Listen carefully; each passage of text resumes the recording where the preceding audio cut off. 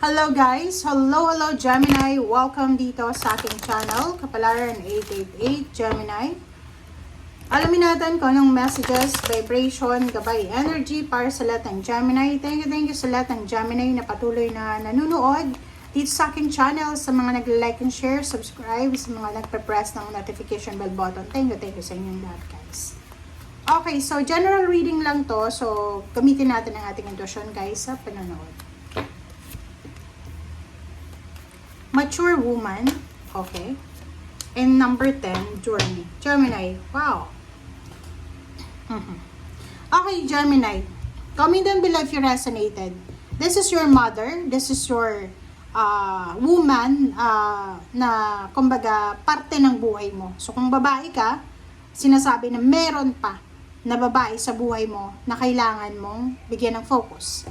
So, sa linggong ito, maybe you have all the information like relocation, travel, international or local na posibleng iniisip mo.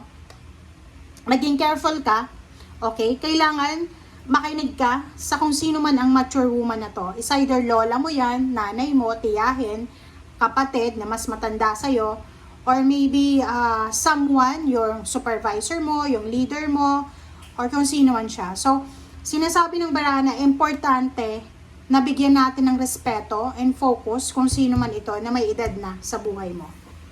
Okay? Next is number 10. Journey, sinasabi ng baraha na handang-handa na ang Gemini na to. So, pwedeng ikaw ay pauwi ng Pilipinas, or pwedeng ikaw ay papunta ng ibang bansa, or pwedeng nasa Pilipinas ka, papunta ka ng city or provinces na kumbaga, kailangan mong ihanda ang sarili mo. So, nakikita ko sa'yo dito na may ticket plane ka na, plane ticket ka na, bus ticket, or ano ba yan, yung mga ticket nyo.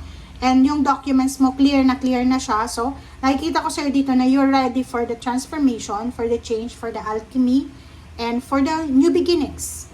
Okay. Gemini.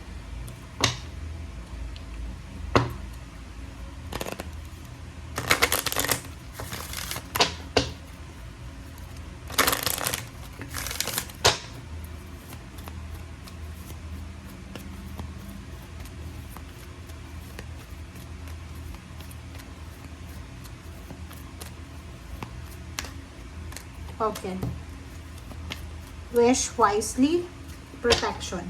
Diba? Wish wisely.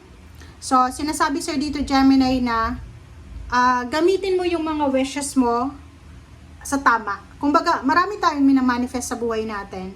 Pero minsan, yung mga wini-wish natin ay hindi naman galing sa puso natin. Minsan, yung wini-wish mo ay yung wish ng girlfriend mo, ng asawa mo, ng anak mo, ng nanay mo, ng parents mo, parang ganun. So, dito sinasabi sa'yo na kailangan mo daw na gamitin yung mga wishes mo ng tama. Parang sa'yo, di ba, mahirap.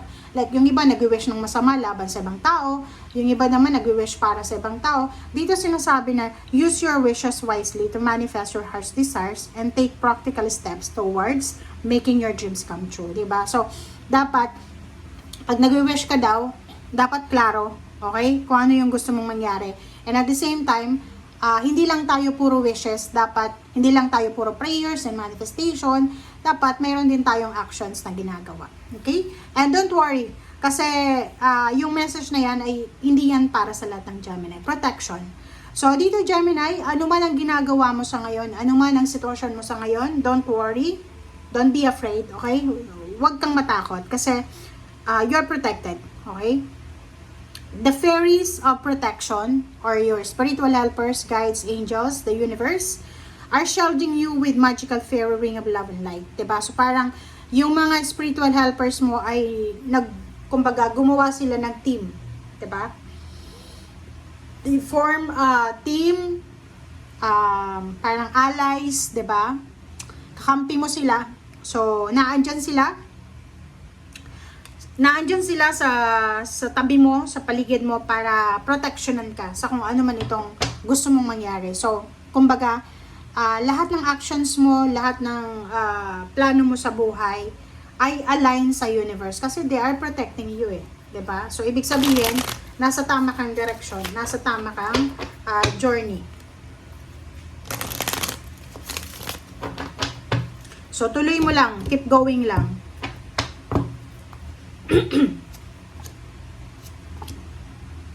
Okay. 4 of Pentacles and 5 of Cups. Wow. Okay. Gemini, makinig ka.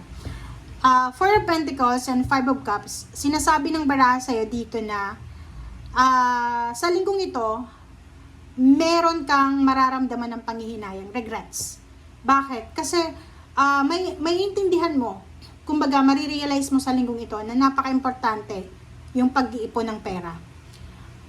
Di ba tayo bilang isang human being, pag may pera tayo, gastos dito, gastos doon.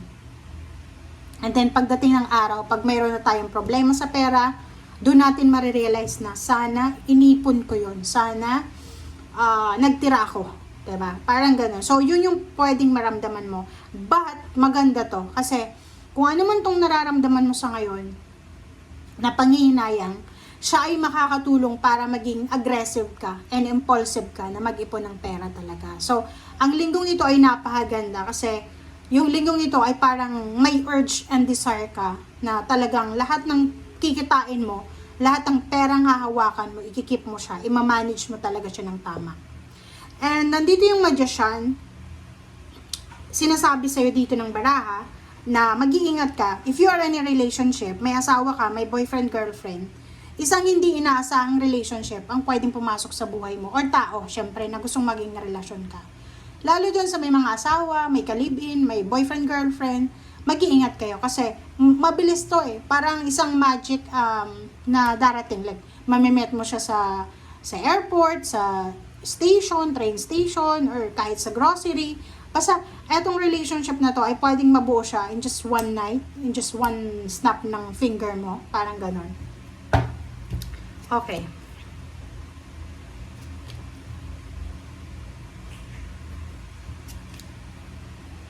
Alright. So, 4 cards tayo dito. Nasa ilalim mo. 'Di ba? So, meron ka Gemini ditong hinihintay, 'di ba? So, meron kang ginagawa sa ngayon. Maybe you're studying, you're planning, or you're working, parang ganun. Meron kang wino-workout sa ngayon. Like, kung halimbawa isa kang empleyado or negosyante, meron kang minamanifest na eto, isa-save ko yung perang ito kasi gusto kong magpatayo ng bahay by the end of the year. Eto yung perang ito, isa-save ko kasi gusto kong magbakasyon kasama ang pamilya ko. Parang ganon. So, nakinig ka. Sa linggong ito, sinasabi ng barahan na yung eagerness mo na ma-enjoy yung luxury. Diba? Lahat ng tao gustong gawin yon. Ma-enjoy yung luxury. Ay mangyayari yun sa'yo. Bibigyan ka ng pagkakataon ng universe na makapagsimula. So, kung ano yung maiisip mo sa linggong ito ng mga paraan, kung negosyante ka, may maiisip ka sa linggong ito na, eto pwede kong inegosyo. I-grab mo yung opportunity na yan, and gawin mo siya. Huwag ka nang mag-isip pa. Next is, mga plano, like country, kung saan mo gustong pumunta, or yung mga iba na, dito ako mag-a-apply ng trabaho, dito ako ganyan. I-grab mo yung opportunity na yan kasi yung binubulong sa'yo ng universe na yan, ayan talaga yung dapat mong gawin. Okay? And don't worry because you are protected. You are protected, you are guided ng universe. And, mag-iingat ka kung babae kang Gemini. Babaeng Gemini, comment down below if you resonated. Sa mga babaeng Gemini, pwedeng yung ex mo ay posibleng pumasok ulit sa eksena. Ang problema dyan, maybe you're married, you're in a relationship, may kalibin partner ka. Pero kung hindi naman, kung single ka, i-welcome mo siya. Kasi eto yung ex mo eh. Eto yung past mo eh. 'Di ba? Yung past relationship, past friendships, yung mga kamag-anak mo na wala na kayong connection, pwedeng magkaroon ulit kayo ng connection sa linggong ito. Okay?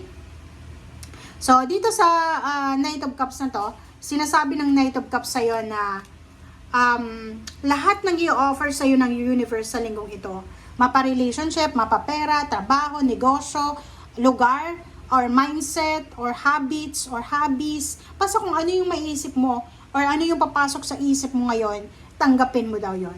Okay? Tanggapin mo yan kasi para siyang magician eh. Para siyang unexpected na talagang papasok sa buhay mo kasi kailangan mo siya.